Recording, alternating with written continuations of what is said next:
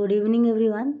ମୁଁ ଆଜି ସନ୍ଧ୍ୟାବେଳେ ଆସିଥିଲି ପୋଲିସ ଲାଇନ୍ ଫିଲ୍ଡ। ଏ ମାର୍କିଂ ଦେଖି ଟିକେ ଆପଣ ଜାଣିପାରୁଥିବେ ଏଇଟା ହେଉଛି କ'ଣ ପାଇଁ ମାର୍କିଂ ହେଇଛି। ଆକ୍ଚୁଆଲି ଏଇଟା ହୋମଗାର୍ଡ଼ ଏକ୍ଜାମ୍, ମାନେ ଏଇଟା ଶନିବାର ରାତି ଆଉ ସକାଳେ 14 ତାରିଖ ଦିନ ଏକ୍ଜାମ୍ ଅଛି ରବିବାରେ।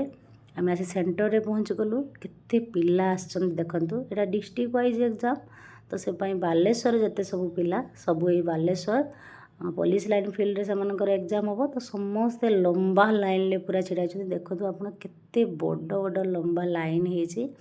ପୁରା ପିଲା ସକାଳୁ ପୁରା ଭର୍ତ୍ତି, ଆଉ ଗାଡ଼ି ମଟର ବି ପୁରା ଜାମ୍। ସେପଟେ ବି ବହୁତ ଗୋଟେ ସାଇଡ଼୍ ବ୍ଲକ୍ କରିଦେଇଥିଲେ ପୋଲିସ ମାନେ। ଆଉ ଏଇଟା କେବଳ ହିଁ ପୋଲିସ କଣ୍ଡକ୍ଟ କରୁଥିଲେ। ଆପଣମାନେ ଟିକେ ଗାଡ଼ି ଦେଖି ବି ଜାଣିପାରନ୍ତୁ କେମିତିକା ହେଇଛି। ତାପରେ ଦେଖନ୍ତୁ କିଛି ଭ୍ୟୁ ଏକ୍ଜାମ୍ର।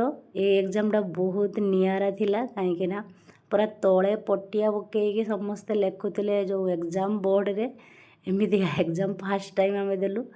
ଆଉ ଏକା ସାଙ୍ଗରେ ଏତେ ପିଲା ଯାହାକି ଆମେ ଏଇଟା କେବେ ଦେଇନଥିଲୁ। ସମସ୍ତେ ପ୍ରାୟତଃ ରୁମ୍ରେ ଡେସ୍କ ବେଞ୍ଚରେ ଦିଅନ୍ତି ବା କମ୍ପ୍ୟୁଟରରେ ଦିଅନ୍ତି, କିନ୍ତୁ ଏଟା ଗୋଟେ ନିଆରା ଏକ୍ଜାମ୍।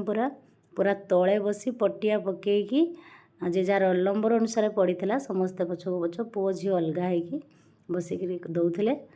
ଆଉ ଏକ୍ଜାମ୍ ଶେଷ ଦେଖନ୍ତୁ ସବୁ ପୁରା ପଡ଼ିଆ ଖାଲି ହେଇଗଲା। ସମସ୍ତେ ଘରକୁ ବାହାରିଲେ ଯିବା ପାଇଁ। ଆଉ କେମିତିକା ପଡ଼ିଆର ହାଲତ ଦେଖନ୍ତୁ।